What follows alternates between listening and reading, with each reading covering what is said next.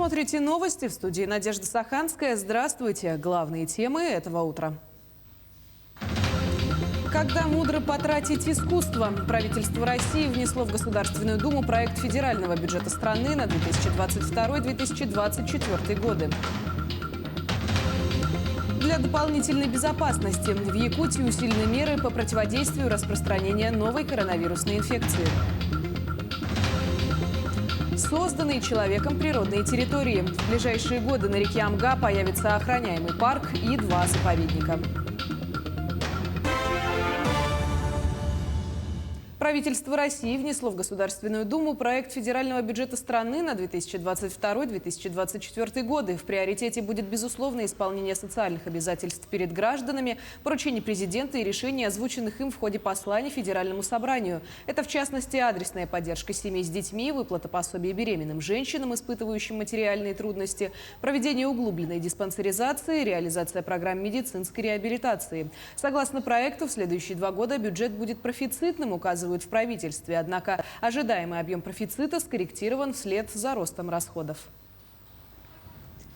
В Счетной палате заявили о необходимости снять ограничения на использование материнского капитала до достижения ребенком 3 лет, пересмотреть порядок назначения ежемесячных выплат из него, предоставить родителям право с помощью сертификата ежегодно готовить детей к школе и распоряжаться его остатками по своему усмотрению. При этом в ведомстве предлагают разрешить родителям 1 раз в год использовать средства материнского капитала на подготовку детей к школе. Сумма единовременной выплаты может составить около 20 тысяч рублей. В Якутии усилены меры по противодействию распространению новой коронавирусной инфекции. Согласно новому указу, на территории Якутии запрещается проведение досуговых, развлекательных, спортивных и иных мероприятий, а также оказание соответствующих услуг, в том числе в парках культуры и отдыха, торгово-развлекательных центрах, на аттракционах и иных местах массового посещения граждан. При этом учреждения культуры продолжают работу по репертуарному плану.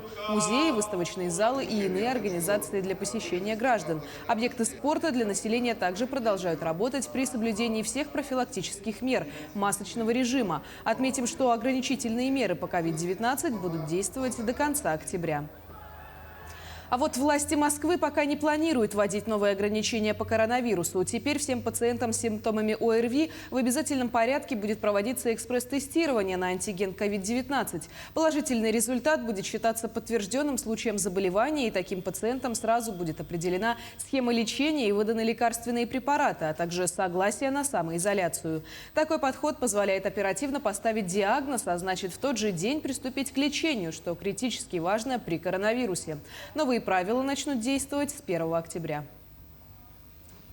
В столице республики в ходе работы Международного круглого стола обсудили состояние и перспективы развития традиционных отраслей коренных малочисленных народов Севера в условиях изменения климата. Мероприятие прошло в рамках заключительного дня Северного форума. Участники дискуссии в очном и онлайн-форматах обсудили перспективы и проблемы мирового оленеводства, программу государственной поддержки традиционных отраслей, изменения климата и другие вопросы. Одной из самых актуальных тем стало соблюдение прав коренных народов при промышленном освоении территории традиционного пользования. Вот в нашей республике есть уникальный опыт. Это закон Республики Саха-Якутия об этнологической экспертизе, который подразумевает оценку воздействия на этносы, на коренные народы в результате реализации инвестиционных проектов. Вот эта работа у нас в республике масштабная идет, и мы бы хотели поделиться этим опытом, послушать наших коллег из других субъектов Российской Федерации, из зарубежных стран, каким образом происходит эта работа у них. В 2022 году в соответствии с постановлением правительства Российской Федерации перенесены некоторые выходные дни. Так, в 2022 году новогодние каникулы для работников продлятся 9 дней с 1 по 9 января. А с учетом того, что 31 декабря 2021 года является выходным днем, работники будут отдыхать 10 дней. Также длинные выходные ждут россиян в марте с 6 по 8 марта 2022 года. В мае же будущего года работники будут отдыхать с 1 по 3 мая в связи с празднованием Дня весны и труда, а также с 7 по 10 мая в связи с празднованием Дня Победы.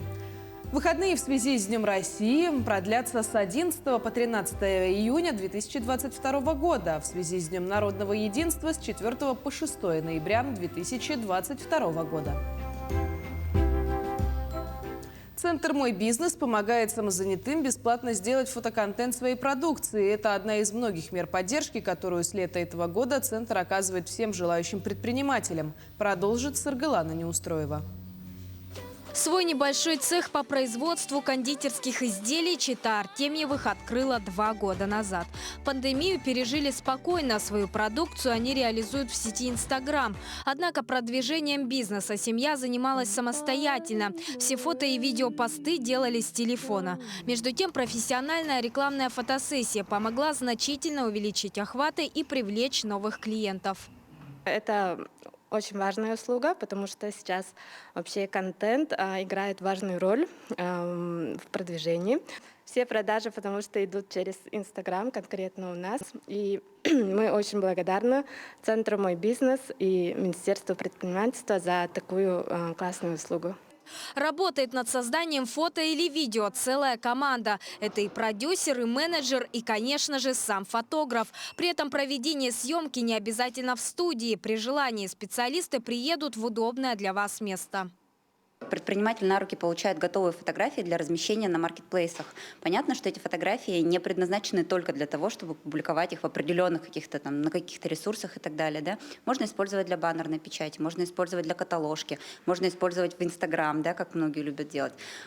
Почему? Потому что качество фотографии, оно отвечает всем требованиям, которые необходимы для для высокого качества, для высокой печати. На данный момент центром принято 404 заявки от предпринимателей и самозанятых на оказание услуги профессиональной съемки. При этом бесплатная фотосессия – это лишь одна мера поддержки из целого комплекса мероприятий. В этом году мы запустили ряд мер поддержки для предпринимателей нашей республики. И можно разделить 3 категории. То есть поддержка самозанятых, предакселерационная программа и акселерация. Со всеми этими комплексными услугами они могут обратиться к нам, «Мой бизнес». Мы находимся, очно могут прийти, проконсультироваться и сразу на месте подать заявку. Вся информация у нас висит на нашем портале малого и среднего предпринимательства, портал b14.ru. Получателем услуг от центра может стать любой желающий предприниматель или самозанятый. Данный комплекс мер поддержки должны реализовать до конца текущего года. Однако количество квот на каждую услугу строго ограничено. Саргалана Неустроева, Семен Семенов, Якутск. Реализацию новой учебной программы «Инженерная защита окружающей среды» на базе Института естественных наук начнут в 2022 году в Северо-Восточном федеральном университете. Предполагается системная работа по выявлению потенциально опасных объектов хозяйственной инфраструктуры, количественной оценки их экологической безопасности, необходимой инженерно-технической защиты, обеспечивающей требуемую надежность и промышленную безопасность. Весной в республике планируют запустить 2 тестовых маршрута по доставке грузов с помощью беспилотных летательных аппаратов. В апреле-мае компания сможет продемонстрировать в поселке Тикси на севере республики реально действующие маршруты. Также правительство региона планирует заключить с Abraham Technology соглашение о сотрудничестве по реализации проекта создания арктического кластера беспилотной авиации в Якутии. В Ленске летом открылся цех переработки. С первого дня работы предприятие начало реализовывать хлебную продукцию небольшими партиями. Сегодня, спустя 3 месяца, спрос на хлебобулочные изделия вырос, и изготавливать приходится в разы больше. Подробности в сюжете Светланы Болеевой. 800 булок хлеба, 480 булочек и 150 батонов. Именно такой объем хлебобулочной продукции выпускает в день муниципальная пекарня. Работа здесь кипит с раннего утра. В это время начинается замес теста, а уже с обеда пекари приступают к выпечке хлеба. Весь процесс происходит вручную. Хлеб в цехе производится по особому рецепту на сырых дрожжах, которые варят пекари сами. Тесто замешивается жидкое. Хлеб выпекается как большими, так и буханками поменьше. Маленький хлеб 200 булок у нас. То есть маленький 350 граммовый делаем хлеб. Где-то булок по 80 черного и 80 белого. И булочек, наверное, 80 делаем на сыворотке. Основная часть продукции доставляется в детские сады и школы, оставшаяся в фирменный магазин «Батамайский». Сегодня у предприятия большие планы. В конце ноября будет начато производство бутылированной воды и запущен мясной цех. Завезли уже все оборудование на мясной цех, потому что хотим еще делать полуфабрикаты. Это пельмени, котлеты, тефтели, голубцы.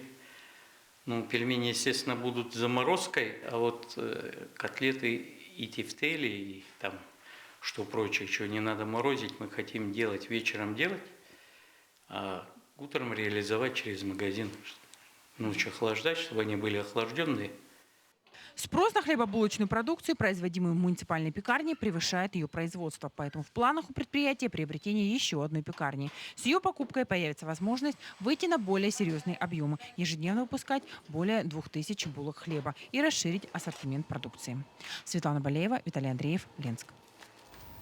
В ближайшие годы на реке Амга появится природный парк и 2 природных резервата. По национальному проекту «Экология» в арктической зоне уже создано 3 особо охраняемые природные территории федерального значения. Это государственный заповедник Медвежьи острова, национальный парк Кыталык и государственный природный заказник Новосибирские острова. Также в ближайшее время ожидается создание еще одной территории заказника – Лаптево-Морский. Кроме того, готовится обоснование для создания заповедника Большое Токо в Нерюнгринском районе и национального парка Мурманский. Российский писатель Леонид Юзефович встретился с читателями и писателями Якутии. Встреча состоялась в Республиканской национальной библиотеке в рамках презентации книги «Зимняя дорога», на написание которой у Юзефовича ушло более 20 лет. Роман основан на фактах из архивных документов и повествует о малоизвестных эпизодах гражданской войны в России. Описывает героический поход сибирской добровольческой дружины из Владивостока в Якутию. Поразило то, как близка эта история, потому что здесь же живут потомки тех, кто или воевал, или участвовал в этих событиях. Почему это такая живая, неутихающая, неумирающая история, которая затрагивает каждого жителя Якутии, якутов в особенности? Мне кажется, это связано с тем, что гражданская война совпала с формированием якутской интеллигенции, той якутской интеллигенции, которая составила славу Якутии, славу якутской литературы, славу якутского искусства. Да? Это те имена, без которых Якутия невозможна. К этой минуте это вся информация. Мы следим за развитием событий. Оставайтесь на нашем канале.